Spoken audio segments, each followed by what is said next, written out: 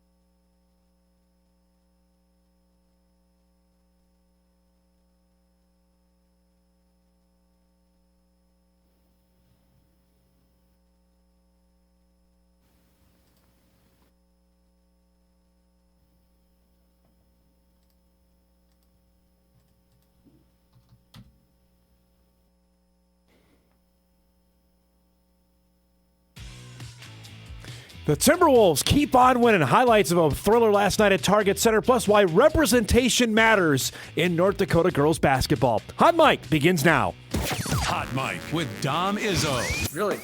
Really, Dom? No. I like what Dom's doing. Okay. Dom Izzo. Jeez, come on, Dom. What do you think I am, a magician? Yeah, I'm fired up, Dom. What else could I say? Absolutely. It was great to get on the field, and then Dom came up to me, and I'm trying to walk away from me. I just wanted to enjoy myself out there. Hot Mic. Great job.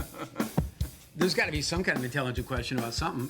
Coach Dom Izzo, WDAY in Fargo, North Dakota. Can you give me a layup or something? Hot Mic. Presented by Northwestern Mutual. That program is second to none. On the networks of WDAY. You know, if it's not about sports, I find it very hard to concentrate. Here's Dom Izzo. Good Wednesday morning.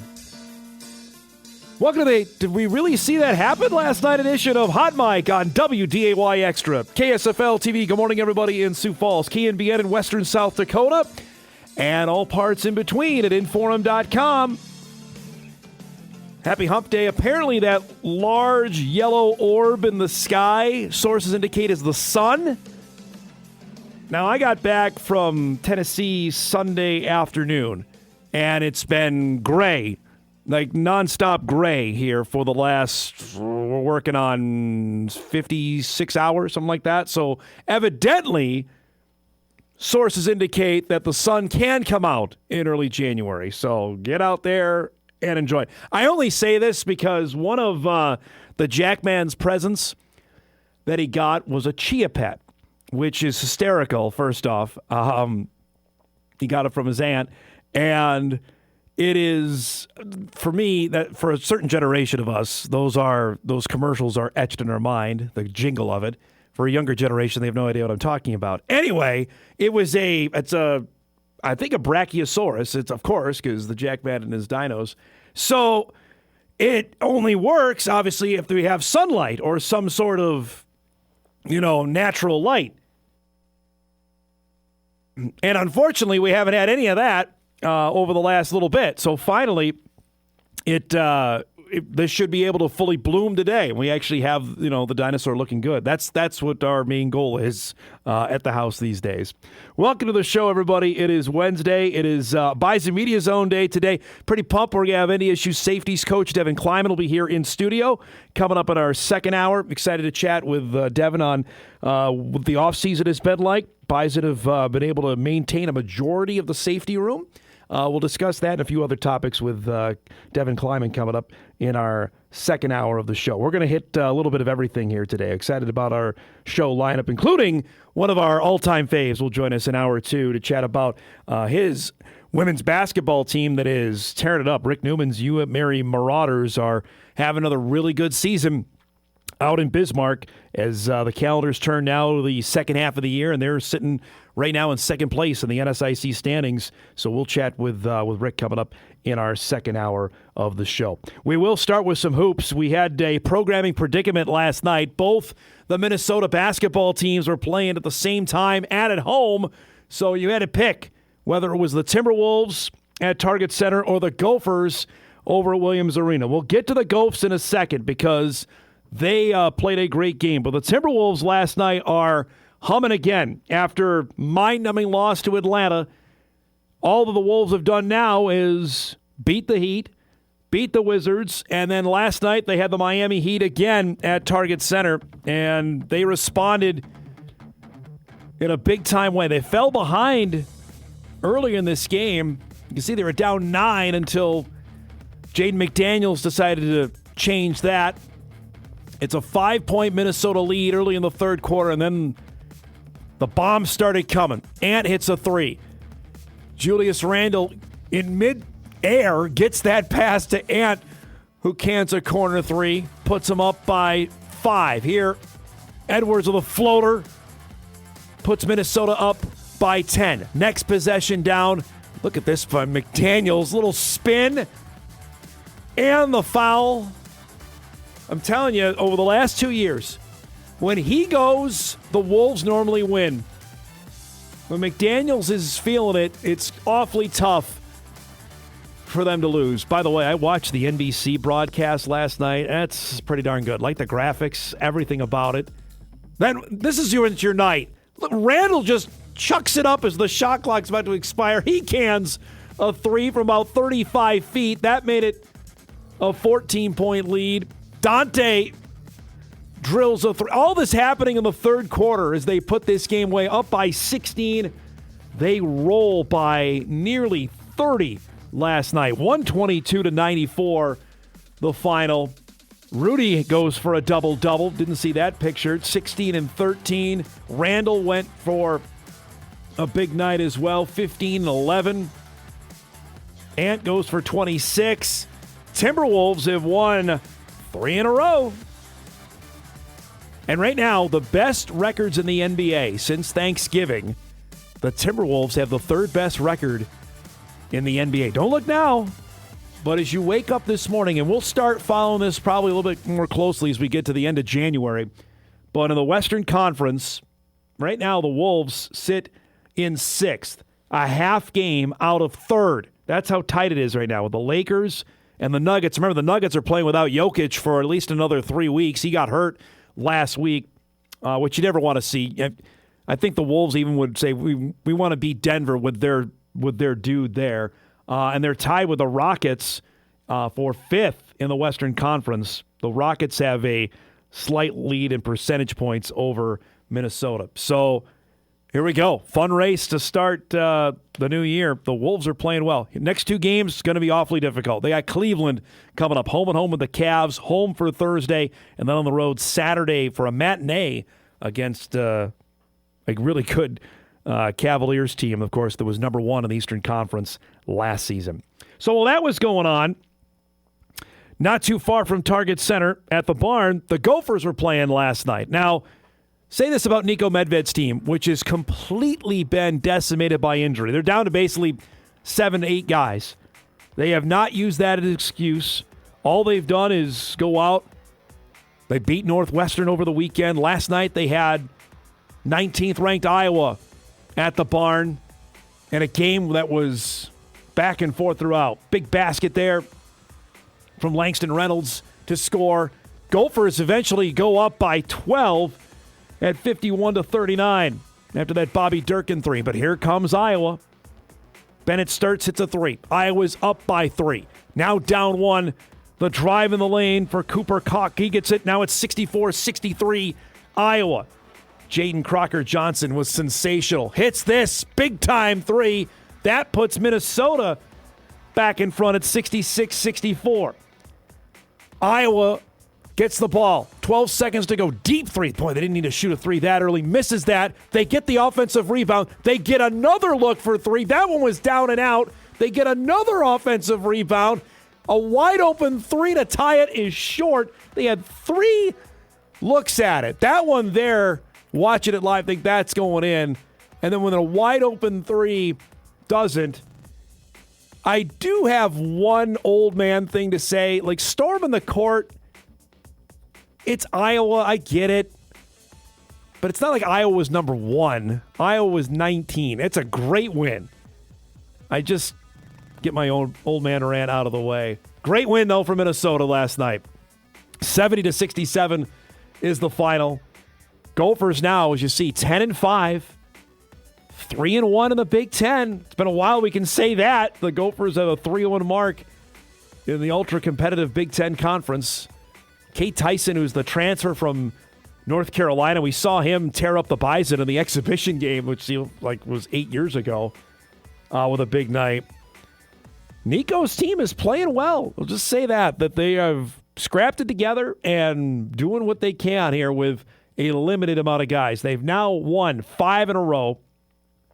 And again, their non-conference was what Minnesota's going to be. They beat Texas Southern. They beat Campbell. They beat Fairleigh Dickinson. But to open the new year, because remember they played a couple of Big Ten games at the end of 2025. They beat Indiana and lost to Purdue with wins over Northwestern and Iowa. Now they got a road trip coming up next week. They still got 2 more games in the Barn. They got USC coming in.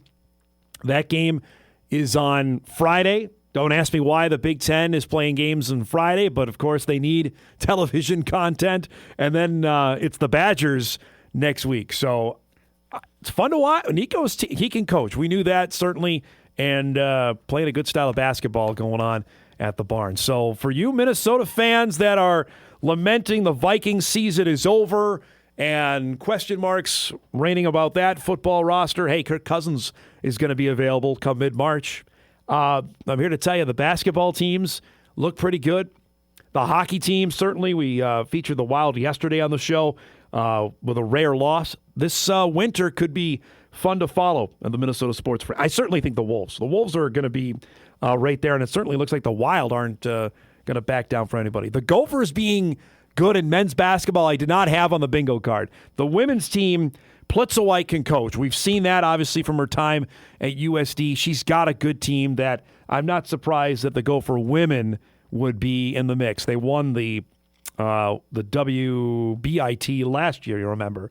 Them being competitive here is not surprising. But the men being in the mix, yeah, I didn't have that on what I was expecting for the winter of 2026. Fun stuff. We got a packed guest lineup here on this Wednesday morning, which is brought to us by Northwestern Mutual. Coming up in just a few minutes, our guy Drew Trafton will join us to unpack the title game. I know I had a few messages yesterday asking how Drew was doing. For the Montana fans out there, Monday night had to be awfully hard to take with the Grizzlies watching the Bobcats win the national championship. We'll get to that coming up here in just a few minutes. Also unpack the wild card weekend. Seahawks are sitting at home enjoying a bye week before they will find out who they will play in the divisional round a week from now. At 9:35, we'll welcome back Beth Maher to the show. Shanley girls basketball head coach. The Deacons, one of the teams to watch in the EDC this winter. Her team got a big win last night. Chat about that. And a topic we've hit on this show a couple times on how many women's coaches there are coaching girls basketball right now in the state of North Dakota. That's coming up at 9:35. As I mentioned, at 10 o'clock, our friend of the show, Rick Neumann, will join us, University of Mary women's basketball head coach, the Marauders, with a bunch of local talent. From Kenmare to West Fargo, you name it. He always does that, and he always has his team competitive. They are doing that again in the NSIC to the tune of a 13-4 mark. We'll check in with Rick coming up at 10 o'clock. And as I mentioned, it is Bison Media Zone Wednesday. Devin Kleiman, NDSU safeties coach, will join us here in studio to chat about the team and looking ahead to what his group will look like in 2026. Already, they got a big news with Darius Givens announcing that he was going to come back for next season. So we'll chat about that. And, of course, his dad retiring at the end of last season. That's coming up at 10:35. That and a heck of a lot more. So we're just getting started. We'll take our first break. Hot mic off and rolling. We're back after this on WDAY Extra, KSFL. Wow, look, we got our new camera back there. Looking good. KSFL, KMB at Inforum.com. We're back after this.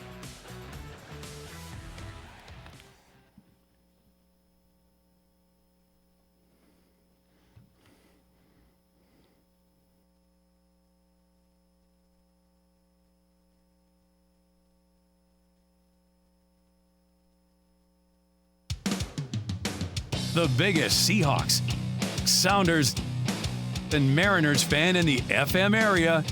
It's time for Views with Drew. All right, here he is. First off, Happy New Year. Hey, Happy New Year. Happy 2026. I had several people in. Wow, look at that. That's sharp. We got our new studio, box. man. Look at this. that. They were at the same time. They were promising me this. It looks fantastic. I'm no lie. I had several people asking, including my dad, on Monday night, is this the team that Drew cheers for? I'm like, no, that's the other one. It's the other Checking one. in on you to make sure because that makes me my feel guy good. Mike Zier, I wanted to know because this is something to deal with here with Montana State winning the national championship Monday night. It's like you could go with the old adage, like blind squirrel finding a nut. It's like if they win every 40 years, like do you, just like let them have it. But no, it felt weird. It was weird. Like it was just it didn't hurt as much as I thought it would. Because I think that we got over that, in the semifinal as far as my emotions went. But it was weird. It was like watching the Cubs win the World Series, or something like that. It was just like this isn't supposed to happen. The way it was a great played game. out. Holy cow, what a game, right? I mean, it looks so similar to the Bozeman Block game that the Bison beat them, and I'm thinking this is going to happen again. Yeah.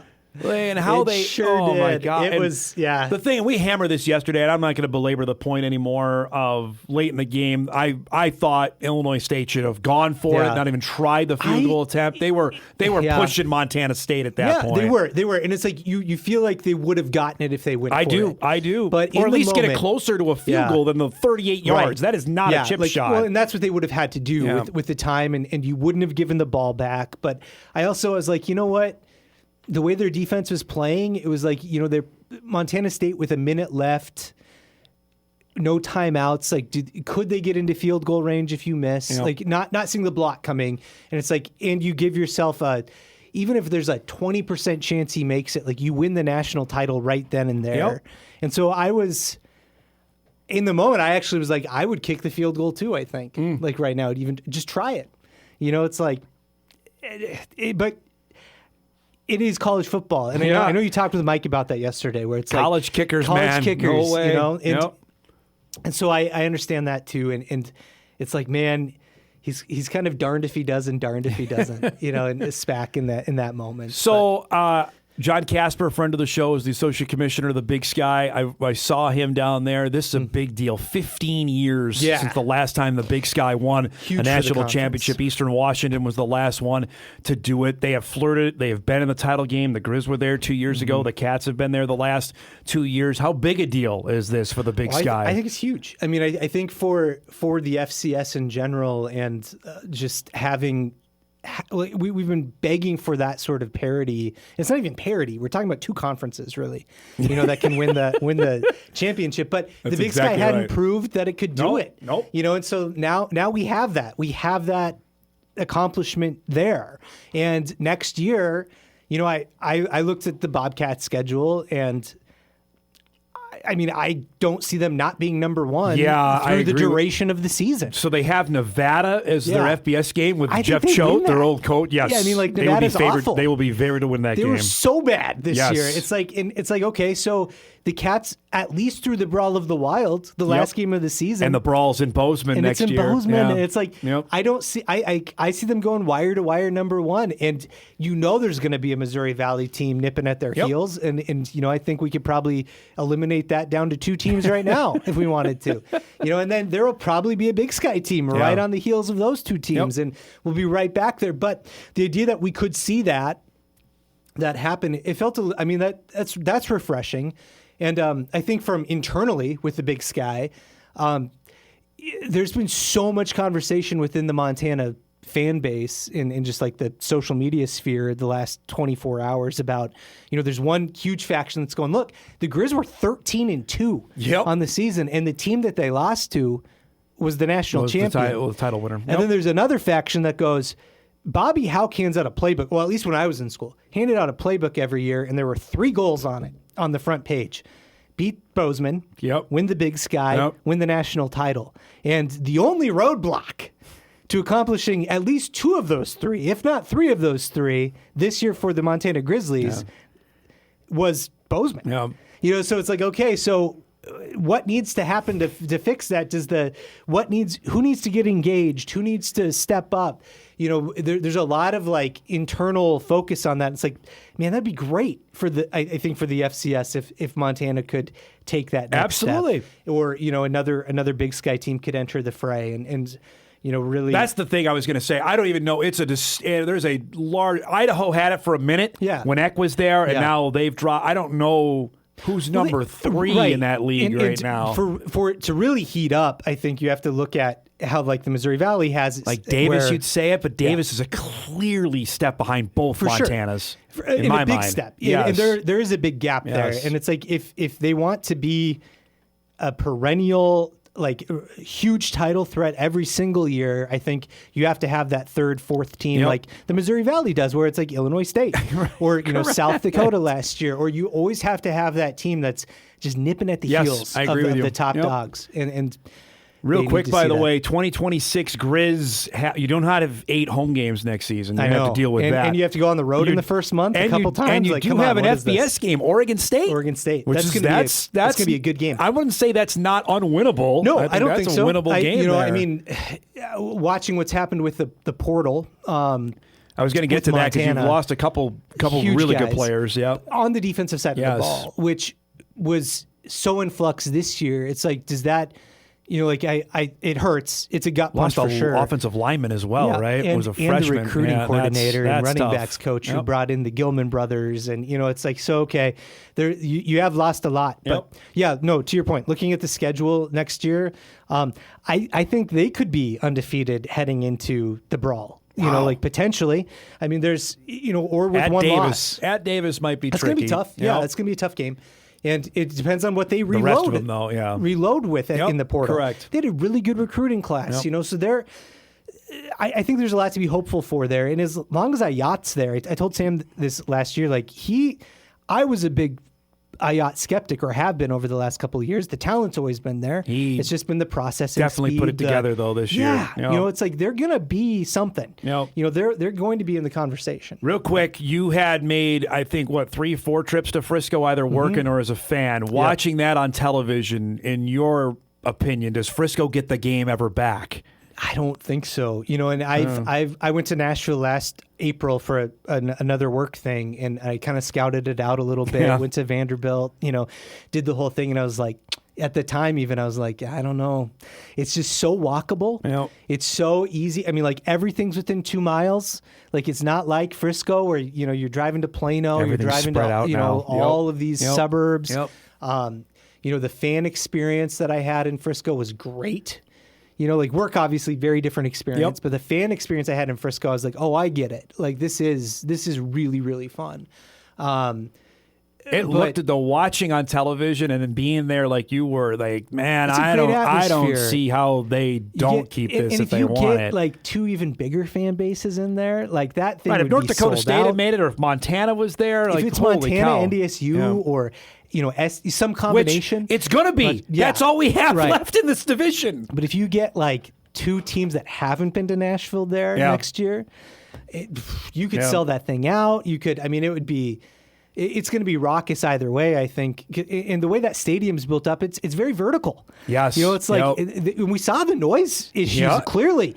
Montana State's played in front of bigger 9 crowds this false year. starts. Right. That didn't happen in Missoula. No. Like, what the world? It's like clearly it was very loud. The way the noise was working was messing with them. It definitely did. I did not expect that. Yeah, cool. How about your guy Sam Darnold? Hey. What do we so I did not see anything of the game until the very, very end when the Seahawks 49ers Saturday night. That was the night of the Peyton ceremony. But he did not throw 4 interceptions. He stayed clean. And the Seahawks are the number 1 seed. Yeah, and that game wasn't anywhere near as close as the scoreboard suggested. I mean, the Seahawks left at least, and you left like 8 49ers injured. On the board. Yeah, they're beat up, man. Yeah, Holy cow. I feel for that team. And Kinda. It's like, I mean, not really, but they've had their opportunities. Yes. But no, if he stays clean, if he can play like that, he doesn't have to do a lot. That defense is really, really good. And so he just has to stay, like, don't turn the ball over. If they can run the ball like that, especially, Yipper. They're going to be a tough out. What teams in the NFC could go to Seattle and win? I think there's 2. Yeah, so the Rams are one of them. Yeah, I don't want to see either of the NFC West teams. Okay, that's the 2 I have because it's just and it's not necessarily like they're better than the Seahawks. Yeah. It's just they've seen them twice already. And there's that fear of just like that familiarity, and you have those 2 coaches in Shanahan and McVay who are both evil geniuses in my book. That like they giving them exposure and all of those snaps to see your team play on both sides of the ball is not great. So you want to limit that time with those sorts of minds. Think about this. We're looking at the bracket here. There are 4 road favorites this weekend. Yeah. 4 of them. The Rams are favored to beat the Panthers. The Packers are favored to beat the Bears. Mm-hmm. The Bills are favored to beat the Jags, and the Texans are favored to beat the Steelers. Yeah, that's unbelievable. I could see in the all NFL of that happening. I think that there's a. I don't know if it's like a likelihood, but there's a strong plurality that I think we end up with that bracket. The Rams are going to beat the Panthers, I think, even though they lost to Carolina in the regular season. They've seen them already. The Panthers aren't great. If the 49ers were healthy, I'd pick them. I'd hammer that, but I don't. They're uber talented when they're healthy, but they're not. Yeah, Packers Bears is a complete pick 'em to me. I don't have a strong feeling one way or the other. Yeah, on that one. It's tough. If Jordan Love had been healthy at the end of the season, Well, first of all, they're probably not the 7th seed. Right, and the Bears wanted to play Green Bay. Yeah. they aimed to do that. So now you got what you wished for. Yeah, so I don't know. I think the Patriots are going to beat the Chargers. I like New England. I hate saying that out loud. Mm-hmm. I like New England's team. They're really good. I think Buffalo's going to win too. I think the Bills are going to. Here's the crazy. I'll go on right. I think the Bills are going to the Super Bowl. Well, I hate saying that too. No Lamar, no Joe Burrow, no Patrick Mahomes. No. Like if there was a year for Josh Allen to make a be special in a postseason and have his moment. Because if the Bills win and the Patriots win, the Bills would go to Denver because they're the lowest seed left, and they'll win. I'm not sold on the Broncos.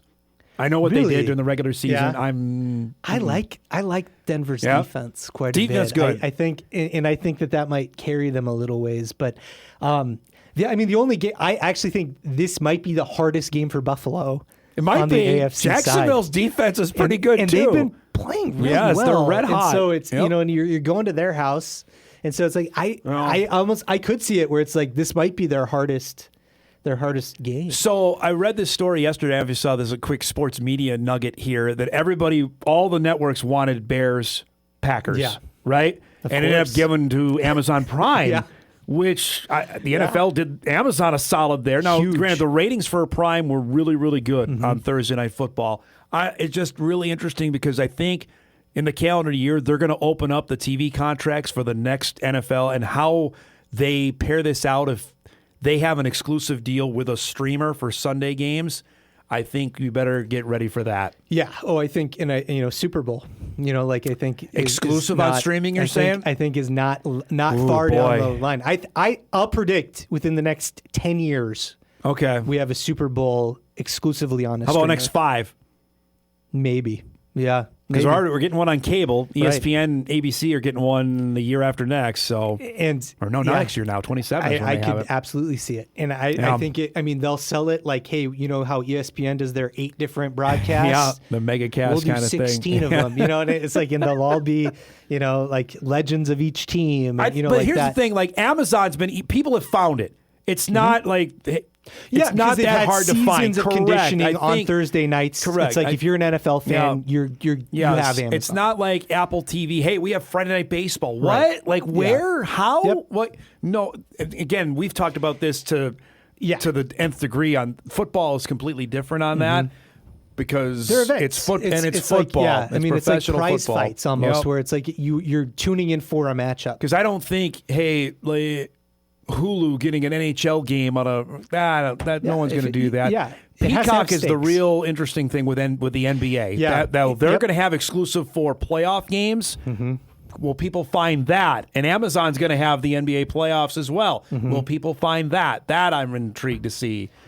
How much if you're a diehard basketball fan, you'll find it. But if I'm a casual sports fan, I want to. Hey, the Wolves are playing, and it's going to be on Prime for a playoff game. Am I going to find that? Yeah. Am I going to go and do it? Am I going to search that out? Yeah. And I mean, the fan bases for both teams will obviously do it, but that's not where you make your money. Nope. With stream. You have to up the ante there and get the casual fan on board. All right. Great stuff, my man, as always. Appreciate you coming by, and we'll chalk that next week, all right? Sounds good. There he is. Let's do it. Drew Trafton joins us in studio each and every Wednesday at 9:20. We'll break. We come back. We'll chat some girls hoops. Shanley's team is poised. They made it to state last year. Have the team to maybe do it again in 2026. Beth Maher will join us on the Deacons coming up when we come back.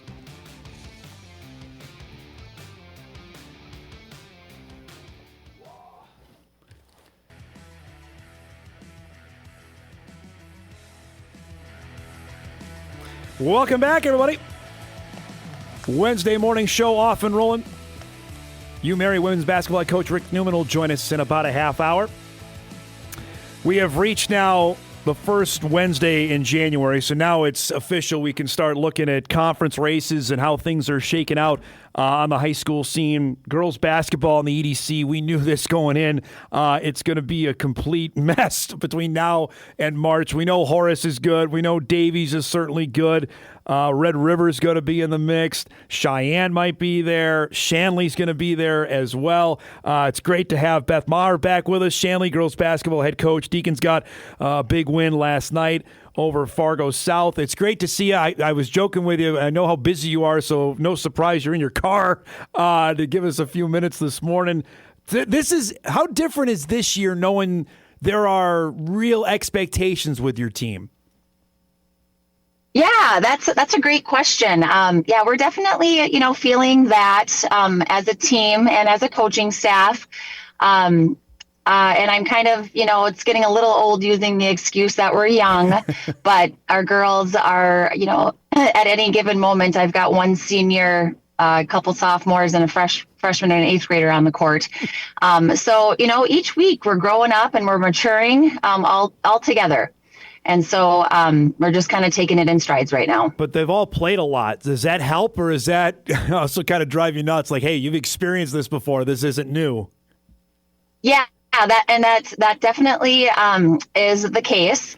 But I will say that, high school basketball is a lot different than AAU basketball. And end of game situations are certainly different. I am huge on the fundamentals. So we are bringing it back to the basics and working on boxing out. And so it's a little bit different type of basketball than the girls are used to playing. You also went and played, I know over Christmas, you played Minnetonka. It was one of the best teams in Minnesota. What did you want to get out of that experience, and what was there positives you took out of it? Yeah, that was an incredible experience. We were really excited. We knew going in that we had our work cut out for us. We wanted to. A couple of reasons we wanted to go down there is we did want to kind of see where our talent measured up with some of the best in the nation, and in Minnesota, of course. But also, lots of scouts there too. Yeah. So our girls have lots of aspirations to play college basketball. So they were on a big floor, and there were lots of scouts in the stands. But then also just, to know we've got a lot of good years ahead of us, and what are our goals, and where do we want to get? Where do we want to be? After making state last year, I guess I'll go off of that. What were goals for 2026 that you set out? After making state last year, it was we want to be back there, and we want to win a game at state this year. So the girls got a taste of it. I will say that the culture.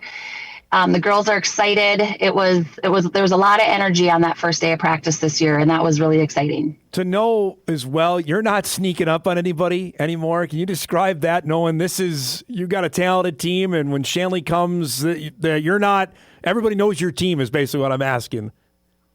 Yeah, my hair is getting grayer by the week. The expectations are definitely there, but I just try to remind the girls that when it comes down to it, it comes down to our effort, and we can't control if the ball goes in the hoop. We can control if we box out. We can control if we take care of the basketball. We can control the tempo of the game, and you don't have to be talented to do those things. And so if we've got talent on top of those things, great. But we're really just trying to instill in the girls that we need to do the fundamental things. We can't just rely on our athletic ability. We've had Riley Sievert on the show. You and I think, have been talking about Riley for about 3 years now. She's already set numerous records. What did you want to see out of her for her sophomore season on? How does she take the next step? Riley is giving us an incredible showing this season so far. We are so incredibly proud of her. I think one thing that is really important to note is that I say it over and over, but Riley comes to work every day. She is not complacent. After our loss against Cheyenne, the girls were kind of scared to come to practice, as they should have been. Riley, she strapped up her laces, and she was leading the pack, and she was winning every running drill, and she was ready to go. And so I think that just, recognizing her work ethic is so important. But then just, increasing her, we're looking for her to be more of a consistent scorer on the court, and her rebounding has just been incredible this season. Beth, all the Summit League schools have offered her, a couple others have as well. What's her, I guess, projection? How high could she play college basketball, in your opinion? I think the sky's the limit for Riley. She's showing us stuff that I wasn't sure she could do this season, and her foot speed seems to be improving. She seems to be jumping higher than ever. She had 5 rebounds in 90 seconds last night. She's continuing to show us things that I didn't know she could do. So I think that, she's still a sophomore, and she's just going to continue to prove. She's going to continue to improve with her work ethic.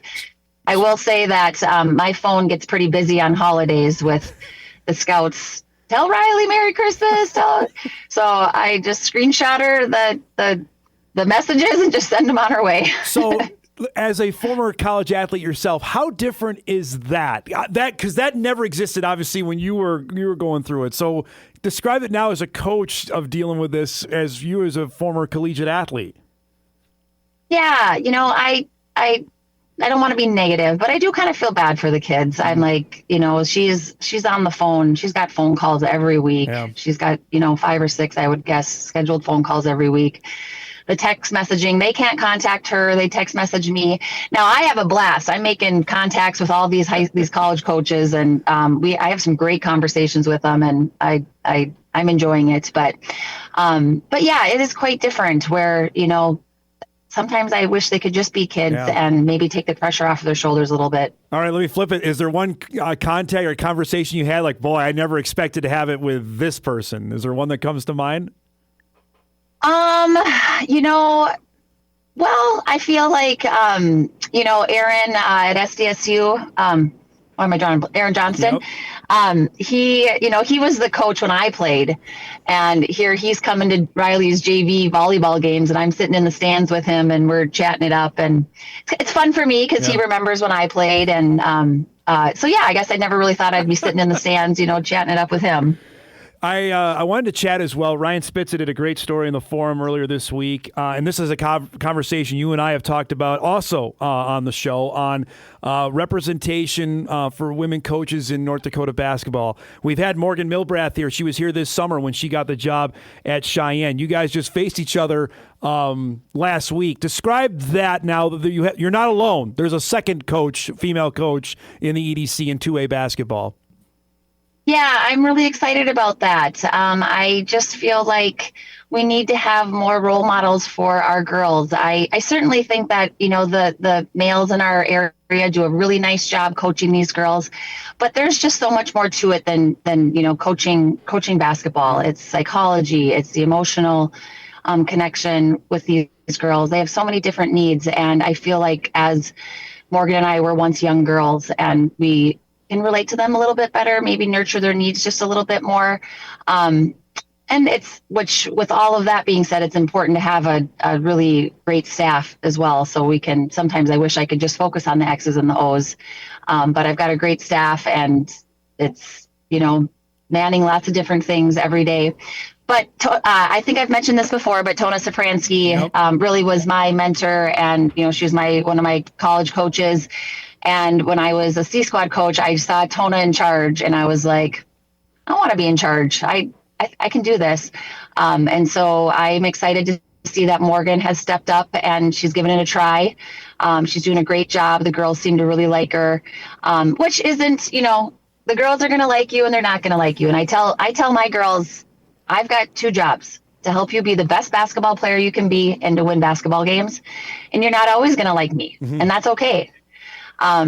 But having that, connection with the girls and I think definitely helps. So they give you their best. How much is it just to see you and her out there for other women to say that I can do that too? How you just mentioned it, you saw what Tona did. Is that more powerful than maybe even we realize of seeing physically it happening that someone else says I can do that too? Yes, I think so. I think with Morgan, she's not married or doesn't have a family, but just, she has the capability to do it. She has the knowledge, she has the strength, she has a support system to do it, and having the confidence to do it is huge. When I looked at Tona, I'm like, she's a mom. She works full time. She's got other things going on in her life. And I'm like, she's able to balance it. And that was what I, took when I was considering it. It was, okay, how can I juggle being a mom, working, doing all the things that I need to do, be a good wife. And it's, it's a balancing act, and it's not easy.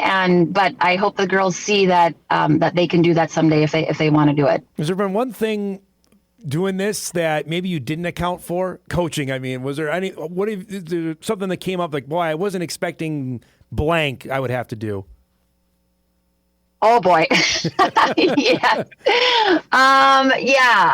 There's different scenarios on the daily. Yeah. I do live with, teenage girls at my home, so I did know what I was signing up for in regards to emotions, but high school girls have a lot of emotions, and I sometimes, feel more like a counselor than a basketball coach, and I'm okay with that. I want the girls to feel supported and know that they're not alone and that we're there for them. And dealing with parents and all the other things, but all in all, it's I've been able to balance it, and I'm still having a blast doing it. I got to ask, because I know last time I saw you in person was at the Shack. Your alma mater has won 11 in a row, longest win streak in the Division I era. What do you make of Jory's team this year? They got the Jackrabbits a week from now. Obviously, we know the streak is going there. What do we make of the Bison women this year, what you've seen? Yeah, I am so incredibly proud of them. I mean, that would probably be another team that we had some high expectations for this season, and I'm excited to see that they are showing up and proving that they can do it. I'm excited about where the program's going. Jory has done such a phenomenal job. He's been a great mentor for me and always welcoming when I want to come watch practice. And, oh, can you shoot me a play for this? Or he definitely has been a great supporter for me as well. But yeah, so proud to be an alumni from that. I always try to remind the girls that I can't necessarily play basketball like I used to, but I'm like, I can't do that anymore, but I used to be able to do it. Last thing, I was just in Nashville. Obviously, we interviewed your daughter. Annabelle's down there going to school at Belmont, and the only thing I have a takeaway on this is Broadway like that every day? Because that's crazy to me. It is crazy. And I follow Annabelle on her Life 360, and I'm like, okay, where is she? We try to limit how many times she's allowed to go down there. But yeah, it is crazy. When Annabelle started her music journey, it was during COVID, and the streets were really quiet. Yeah. And we were able to bring the entire family down there with those Allegiant plates, and it was nice. Now I mentioned this earlier, when we go down there, Jared is like, we are not going to Broadway. We can go and do other things, but I do not want to go to Broadway. It was something else. I'm just like, wow, every night it's just like that is. It is, wow. But the music is incredible. Yes, no doubt. Music's incredible, and there are some really great places that are opening up. And like Ashley McBride, she opened up a dry bar. I've been wanting to check that out and see what that's like. But I know Annabelle does enjoy the music down there. There's no stoppage of that. It's great to see you. Thanks so much for doing this. Good luck the rest of the way. We'll talk soon, okay? Awesome. Thanks, Tom. Yep, talk soon. Bye. Beth Maher joining us, Shanley girls basketball head coach. The Deacons right now in the mix at the top of the EDC. Mentioned they got a win last night over Fargo South. Them, Davies, Horace. It's going to be Cheyenne's right there, too. It's going to be a fun race to see who's going to be the top four to make it to state.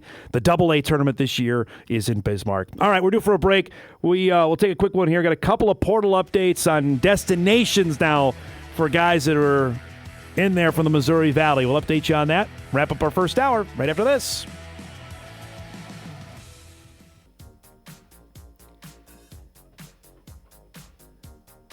All right, wrapping up our first hour. Our thanks to Beth Maher for giving us a few minutes here. So for those that are eagle-eye viewers of the show, you can see we got a couple new things going. We have moved back into our original home. Eric's back with camera, microphone. Can you give us a tour back there? What we got now? Can you show everybody what our newer digs look like now? I mean, I can. It's going to look a little jumpy, but... It's all right. Yeah. We've done worse. There he is. I'm back. Kind of in the same spot. There's Ben. Hi, Ben. Good to see you. Look at this. This is all a little remodel here. So you got new toys back there? I got new toys. I can move a camera. Look at that. Whoa. Look at this. Eventually, if I go far enough, if it does go this far, we'll run into Brody, and then it gets dark. There's Brody. What's up, bud? There he is, working hard. Yeah. Got it. All right. Who does he think he is? Dom Izzo just sitting there doing nothing? Yeah, that sounds about right. So there it is. All right. Very nice. So there it is. We got to get that sponsored, by the way. I'm working on it. Are you? Quick Trip. Come on. By the way, that gas card is real. I got it yesterday. Did you really? $2,000 for the gift cards in the mail. Wow. So wait, that's for the year? Or how's it work now? Yeah, it's for the year. Well, because they're gift cards, I don't think they ever expire, so I can kind of use them whenever. So only you would get that. I didn't believe it at first. That is so awesome. That's fantastic. Oh, my gosh. Does it have to be on gas, or can you get anything else there? It says gas and gift card, so I'm guessing I can go both. Oh, you are. You're going to go through that in like 2 months. I'll put the under-over on 2. Nah, the over-under right now I think is July. My birthday. No way. Yeah, that'll be gone long before that. If you can spend it on other stuff besides gas, no, you're done. I'm not going to go overboard. My wife is in control of them, so I don't go overboard. You're done. I'm not done. Come on, have some faith here. I'm not done like the Jets are. Yeah. But the Jets did win me some money, so I'm not going to complain. Because what? They finished with they tied for the worst record in the NFL. What did you bet? How much money? I think it was $25 in free bets on DraftKings, and we finished in a dead heat. Well, I'm glad they were able to help you out there. That's lovely. I was when we were down in Nashville for the Tennessee State game. I just threw $25. Jets' worst record in the NFL because you're a fan of the team, and it's the Izzo jinx. Wow. Everything's coming up your way here. You got that. You got the gift card, a new camera. There you go. There you go. Now we just need a sponsor. Oh, my gosh. Yeah, the fact how much you love to go there. July seems a bit of a reach. Come on. I'd say April. April, I would put, yes. No, $2,000? No chance. That's a lot of money. You go there like 4 times a week. I do not go there 4 times a week. I go there like once a week. You got to go on their app and find the deals for the deals of the day. Look, we're doing a sponsor for Quick Trip here. We better cut it unless they want to sponsor us. Well, they do sponsor the news. Hey, they're willing to hop on. Let's do it. A couple quick things here before we break. USD all-league wide receiver Lorenzo Fenner, according to Pete Thamel, is going to Cincinnati. So he'll be heading to the Big 12. No surprise there. I mean, that's a guy that was over 1,000 yards. We didn't really get again, when USD played NDSU, we did not see the Coyotes at their best, but he was tremendous on the outside for Aiden Bauman this year. He will be going to play at Cincinnati. As far as we know, everything else is pretty calm here. We're still 9 days out for the portal closes. Montana State had 3 cornerbacks go in yesterday, literally flying home after winning the national championship, and they lost 3 guys. But that is state of affairs, what's going on in college football 2026. All right, we'll break. We come back. We'll start hour 2. One of our faves, UMary women's basketball coach Rick Neumann will join us. Marauders are off to a great start. We'll chat about that and a bunch of other stuff, I'm sure, when we start hour 2 on a sunny Wednesday. We're back after this. This is Hot Mike. Hot Mike. On the networks of WDAY. Here's Dom Izzo. Welcome back, everybody. Hour 2 ready to rock and roll here on this sunny Wednesday morning. Bison Media Zone coming up in about a half hour. Safeties coach Devin Kleiman will join us in studio. Looking forward to that conversation coming up in just a little bit. I mentioned in our first hour, we're into the first full week of January. Now we really start looking at standings in basketball, who's been pretty good, who's got a chance to win something. No surprise that our next guest has got his team in position to do something as the second half of the NSIC season is here. On the women's basketball side, Mankato is humming. They haven't lost a game yet. University of Mary is hanging right in there in second in their own division. Welcome back. Fan favorite to our show, women's basketball coach Rick Neumann joins us this morning. It's great to see you. We'll get to the important stuff here on the future of Marvel in a little bit. But tell me about your team this year. You got, no surprise, you guys are winning. Are you ahead of your own pace, I guess I'll ask? Well, you could kind of see, if you remember a quick synopsis, 2 years ago, we got second in the league. We lost to Mankato in the Northern Sun Championship game and had 3 just outstanding seniors at various ages, right? And we lost the player of the year in Lexi Schneider. We had first team all-conference Megan Zander. We had second team all-conference Mariah McKeever. And so last season, we were flush with new capital, as they say in the business world, right? And I think people kind of, weren't sure what to expect of the Marauders, and we were picked 9th, and we finished tied for 4th and lost the tiebreaker and ended up in the 5th spot in the playoffs, hosted a home playoff game and won, and then went back to the Pentagon, for, again, like the 7th time in 8 years, 7th straight time in non-COVID years, right? So we were really excited about kind of overachieving based on what the outside world thought of us. We knew that we had convinced some pretty talented kids to redshirt, and that if they could produce at a level that we hoped and thought that they could, that we could be pretty good last year. And, so we had a great year last year, had a true beat Tampa in Tampa on Thanksgiving weekend. They were a top 7 team in the country at the time. And like I said, Dom, just had a great year. And so we had just a bunch of those kids back, graduated some really good seniors again, Riley Watcha out of Fargo,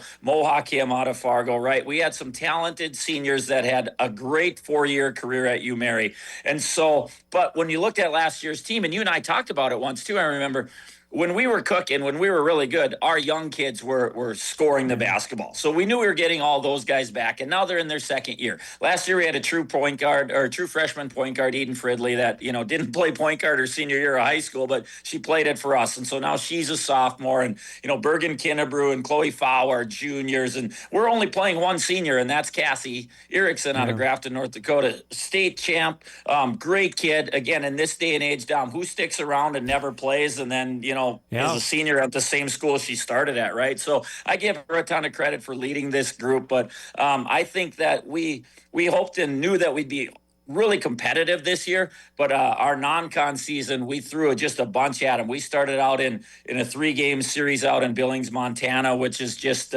always tough competition. We beat UT Tyler, who was ranked in the top 20 at that time. We beat MSUB on their floor, and we beat Colorado Pueblo. First time ever we've gone 3-0 in that event, and we've played in it a bunch. Then we turned around right around the next weekend, went to Sioux Falls, and played Central Missouri, who's always really good. And then we played Missouri Southern State, and we beat both of those teams. So we started out 5-0 in the non-con. That's the best start we've ever had in D2. And so it's just kind of, the momentum has built since then, and absence, a tough loss on the road that we had when we didn't have our maybe she's both, best player in the league, and also dealt with some adversity there, but no excuse.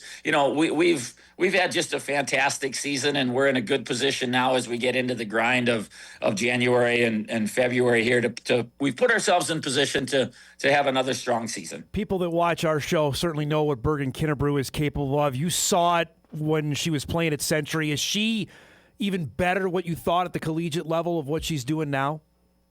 Absolutely. I mean, in high school, and we, normally people do recruit scorers, right? Like I've recruited maybe 2 kids that were defense first in my entire life, right? You hope that you can, you find people that can put the ball in the hole, hope you can teach them to stay in front of somebody, right? Like that's really what it comes down to if you want to have success, I think.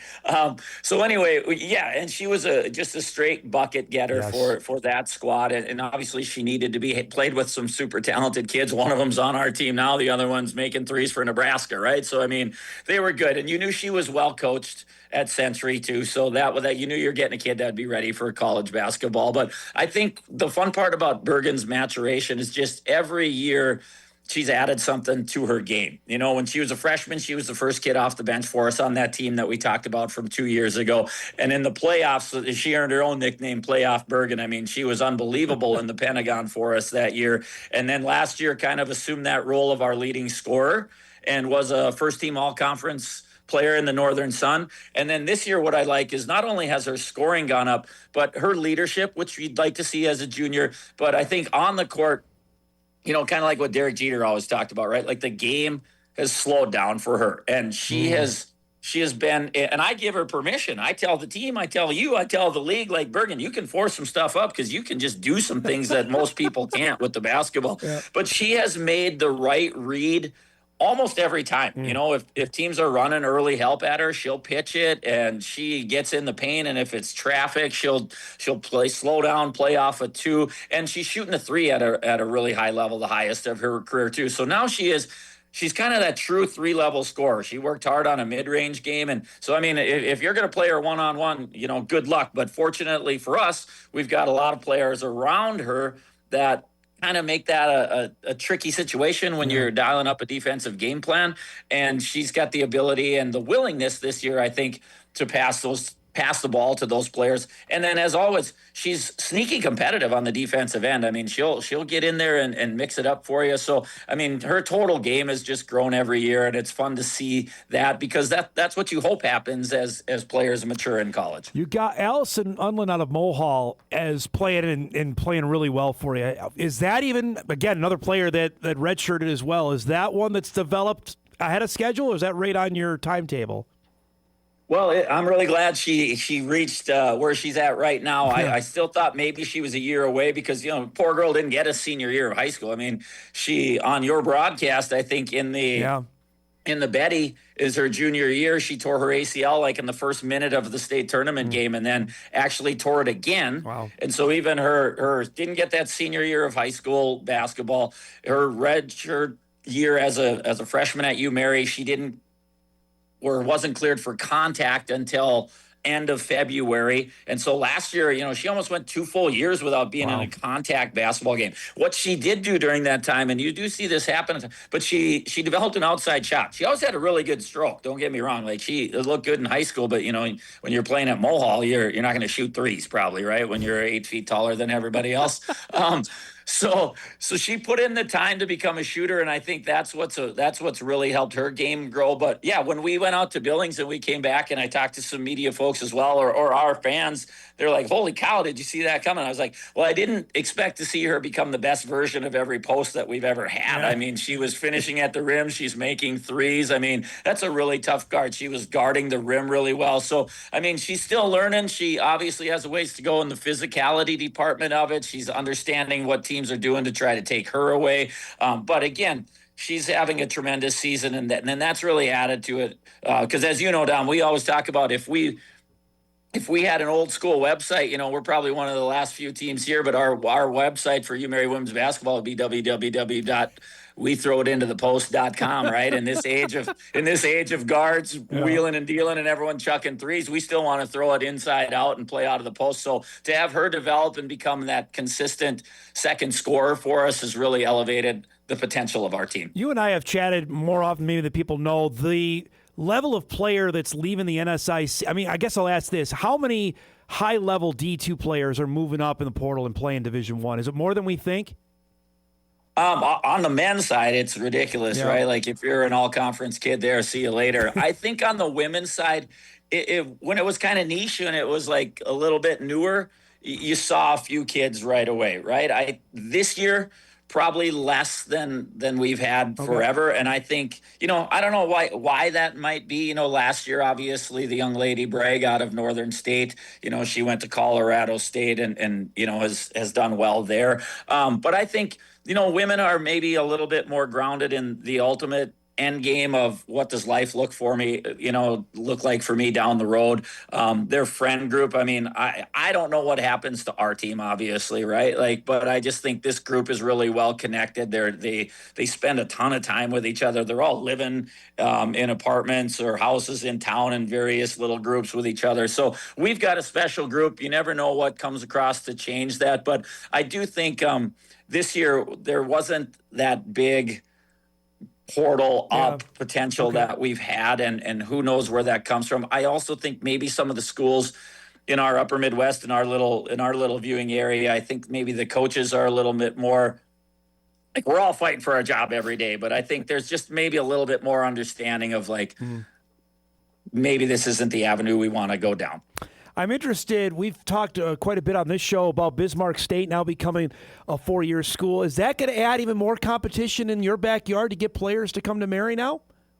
It could. It's exciting. I think it's great for our community. We played a doubleheader on New Year's Eve with them, and our gym was packed. I mean, I think we ran out of Chick-fil-A in the first half, right? The place was popping. We had gymnastics. We had a little kids camp the day before, so them and all their parents were out there. So I think it was an exciting time. I told their coach, I'd like to open their facility next year. I don't know if that's feasible with how the NAIA and the D2 schedule work, but I think it's important for our community, and I think think it's going to provide an opportunity for more kids in our community to play 4-year basketball. And for about 5 years, when I started as an assistant with Coach Fridley, I've seen the power of an NAIA 4-year in Bismarck, North Dakota, what that can do for kids in the state of North Dakota, right? Like if I'm Valley City and Mayville and some of those schools, Dickinson, I might be a little bit nervous about, the ability to draw good North Dakota kids that maybe aren't quite at the Division II level or would be, but down the road. And so they're going to look for an opportunity to play right away. So I think it's a great thing. Competition makes us all better. And so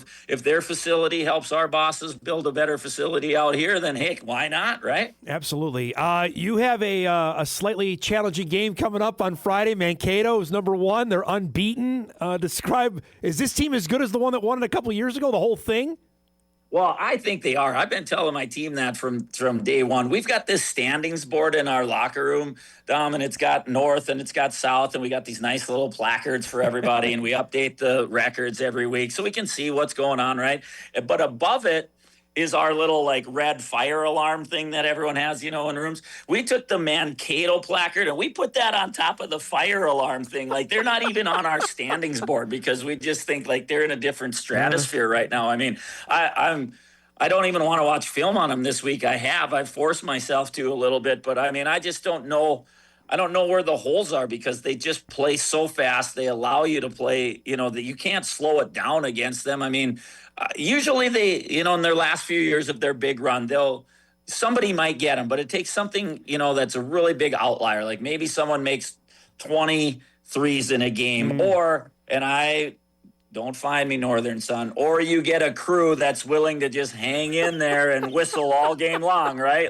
If that happens, you might see a team shoot 40 free throws, and maybe that works too, right? But they've done a great job. Coach TC's done a great job of identifying kids that can play the style that she wants, of actually changing the style, and now the league is trying to catch them. Our last...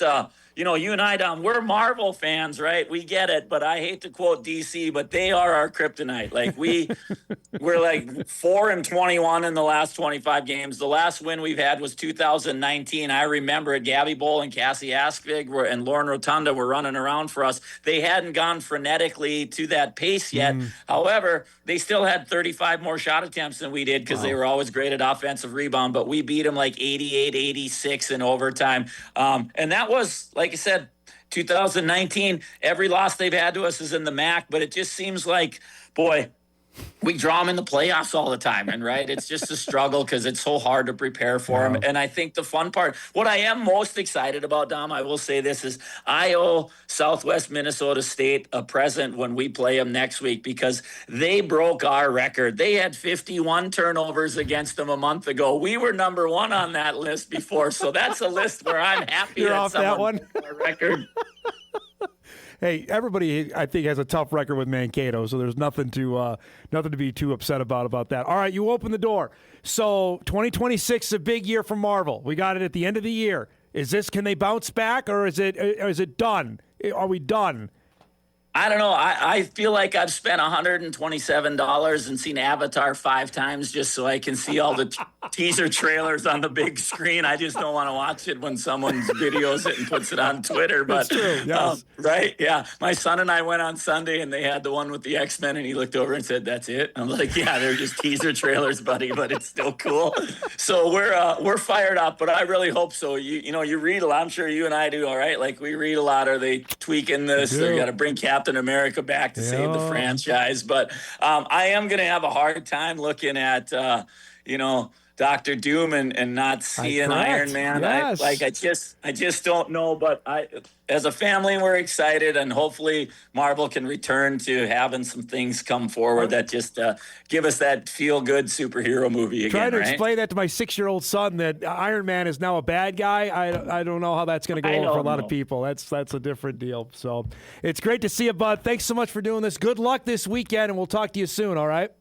Absolutely. Always a pleasure. Thanks again for all you do for North Dakota sports. Thanks, bud. There he goes. Rick Neumann, head coach of the UMary women's basketball team, sitting in second in the NIC. They've got number 1 ranked Mankato coming to town Friday night in Bismarck. Should be a great matchup there.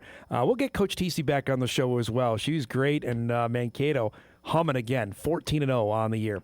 All right, we'll break here. We come back. We'll wrap things up for this edition of Hot Mic. We got Bison Media Zone coming in about 10 minutes' time with NDSU safeties coach Devin Kleiman joining us here. We'll wrap things up right after this.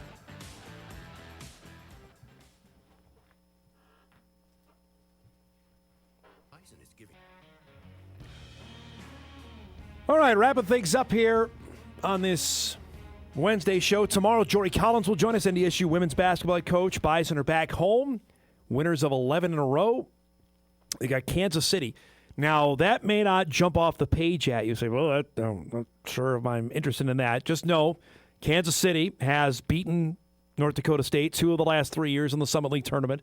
They become a real thorn in the side of the Bison. So that'll be fun. That's tomorrow, and we'll preview that on the show coming up tomorrow. Let's bang through a couple of emails here before we wrap up. Dom, your thoughts on North Dakota State being ranked where they were in the final poll? For those that missed it, the stats poll, the Bison were 4th.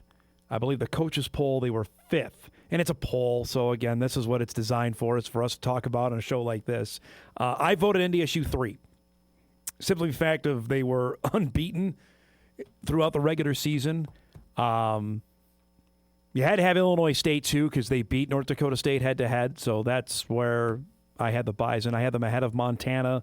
I had the head of Villanova. Any of the other teams that played longer than NDSU, the Bison were better than all those teams. They just were. They were better than Davis. They were better than Tarleton.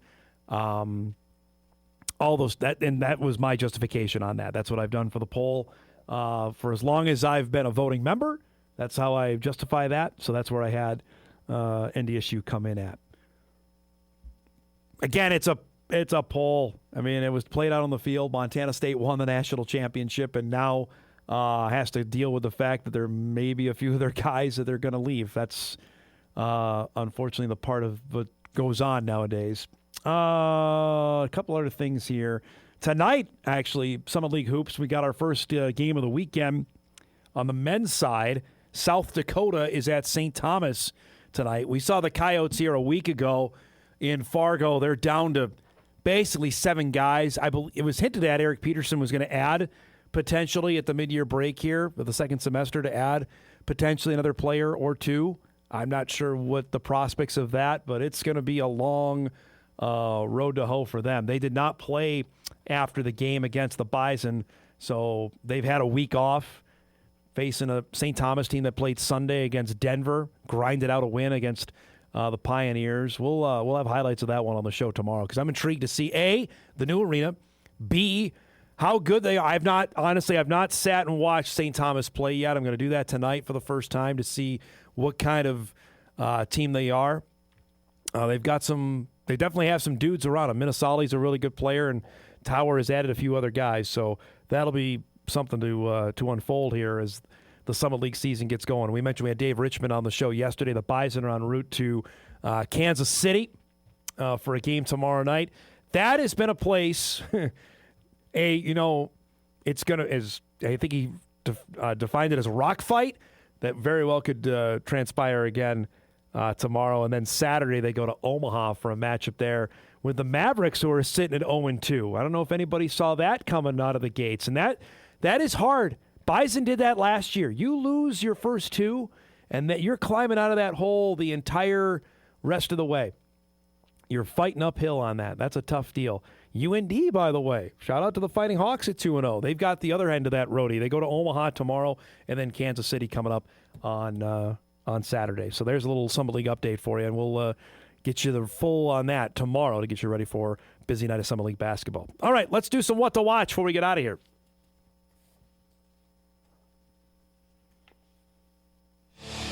What to Watch is brought to us by our friends at Northwestern Mutual. Okay, it's an interesting night tonight. What we got, we're still a day away from the college football playoff. We got some hoops. Lakers and the Spurs. I don't know if Wemby's back tonight. Trending to maybe potentially come back. 8:30 on ESPN for that one.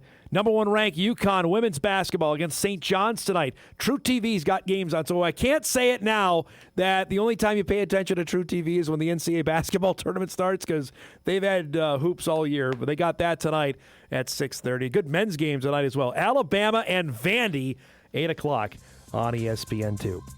We got to roll. Thanks to our guests today, to Drew Trafton, to Beth Maher, and Rick Neumann. Missed any of the show, you can podcast it later today at Inforum.com. You can watch a full replay on WDAY+. We'll step aside because the Bison Media Zone is coming up in just a few minutes. Looking forward to that. Thanks for watching, everybody. We'll see you back here tomorrow.